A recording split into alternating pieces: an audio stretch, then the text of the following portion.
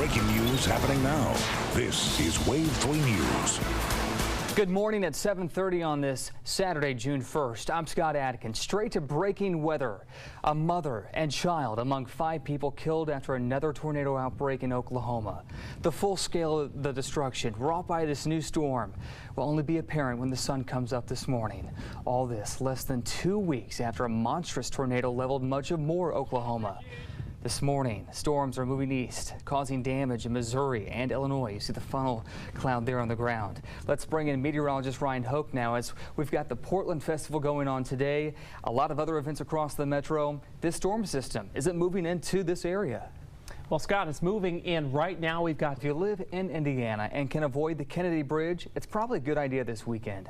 Right now, crews are making repairs in the southbound lanes of I-65.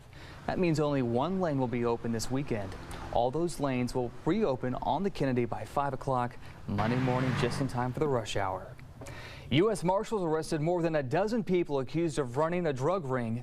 The FBI seized several guns, cocaine, and heroin from 2 Louisville homes. As Wave 3's Cheryl Hubbard reports, the investigation actually started in 2011. For Hubbard, Wave 3 News. If convicted, the suspects could face up to 20 years in federal prison. Fines range from $10,000 to $1 million per count. Well, not long after firefighters rescue a man from a burning home, one of their own was injured. This happened in the 1400 block of Morton Avenue in the Highlands. The firefighter was alert and talking after the injury. As for the man pulled from the burning house, crews revived him before EMS transported him to the hospital. The roof collapsed and the fire burned through most of the second floor. No word on what caused all this. And a man falls overboard from the Spirit of Jefferson and nearly drowns. This happened just after 8 Friday evening. Police say he fell off the back of the riverboat and went right into the water. Louisville Fire Department divers went in, found him, and revived him. Witnesses told police the man seemed intoxicated but may have suffered a medical trauma. Police expect to solve a break-in to a Fern Creek area home thanks to pictures captured of 2 thieves on camera put up by a homeowner. Jim Hagan bought a small camera online after his wife was killed in a car accident last year. He says he installed it because his home became vacant during the day with his wife not there. Then around noon Thursday, the camera captured a man and woman apparently kicking in a side door. Hope you enjoy your time in jail. You know, we've been through a lot with the death of my wife, and you know, I don't appreciate you coming in stealing her stuff. Quite a message there. Well, police say they've seen an uptick in the number of homeowners who can provide pictures thanks to cameras. You can find them at the Bass Pro Shop in Louisville. Store employees say they're selling a lot of cameras meant to capture game that are now helping capture crooks instead. When it does take the picture, you don't want it to flash. So, I mean, anything that's covering up the flash, they won't be able to see it. You can hide them easily. They're smaller. So. And game cameras with a hidden flash start around about $150.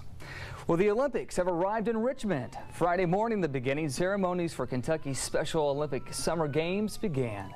The events kicked off yesterday morning with a torch run in Frankfort, as you can see there. From there, the torch made its way to Lexington before reaching the final destination, the campus of EKU. That's where the Summer Games will be held this year. The games feature more than 1,300 Special Olympic athletes competing through the weekend. Good luck to all of them.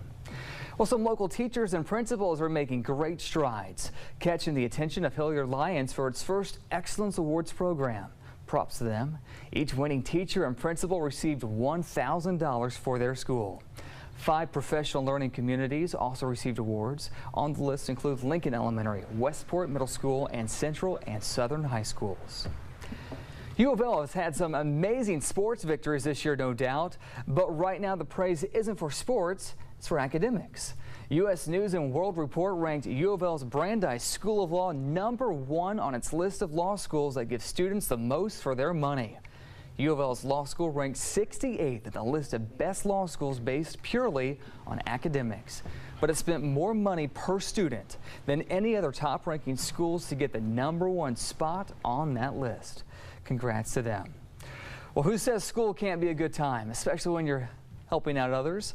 Students at Great House Chirac raised more than $53,000 for Cozier Children's Hospital.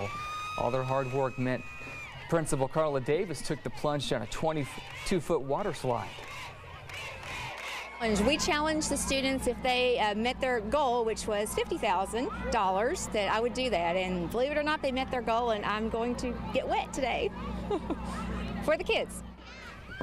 And their fundraising efforts this year landed them the top honor of the JCPS School for overall charitable fundraising. Props to them.